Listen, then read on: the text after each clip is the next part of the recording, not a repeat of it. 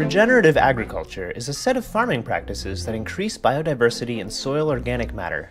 Currently, most agricultural practices are devastating to biodiversity. Even organic agriculture, while not as bad, still does more harm than good.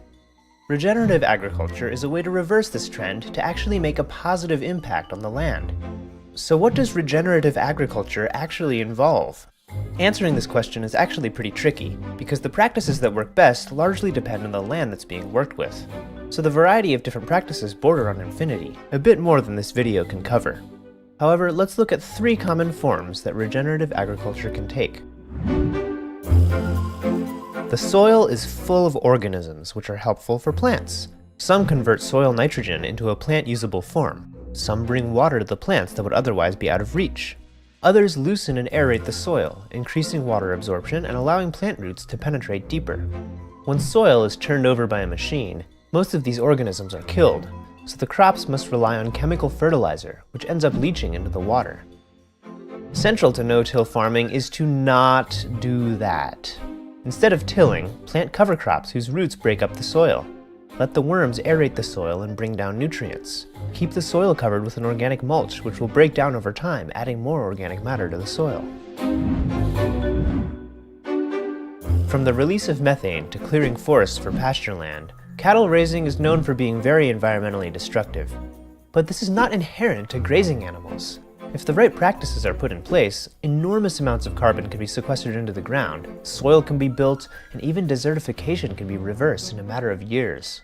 Here's how it works. The growth of grass tends to start slow, accelerate, and slow down again. This middle area is where it accrues the most biomass the most efficiently. If it's eaten before it gets to this point, its growth will never speed up. This is what happens with traditional pastured animals. They eat all the grass, which doesn't have the chance to grow back fast enough before getting eaten again, and we have overgrazing. This leads to soil erosion, drought, and desertification. But if the animals are kept in a tightly packed herd, like they used to be in nature, the grass has time to grow before being eaten. All that biomass in the grass is carbon that comes from the air. Not all of the grass gets eaten, however. Some of it gets pooped on and trampled, which ends up creating the perfect conditions for new topsoil to be built. This ends up happening incredibly quickly. This is one of the most complex and location-dependent practices there are. I will therefore be overgeneralizing a bit. It always starts with observing a local forest and the relationships between everything in it. The plants, the animals, the fungi, the landscape, the soil, the water, and then recreating these relationships in a way that's just as ecologically resilient, but produces more food. Food forests are often thought of as comprising 7 layers: the root layer, the ground cover layer, the herb layer, the shrub layer, the low tree layer, the high tree layer, and the vine layer. Every one of these layers either produces some sort of food or medicine, or is in some way helpful to the system as a whole. The plants are mostly perennials and include as many native species as possible. These 3 examples of regenerative agriculture, plus all the rest of them, all have something in common.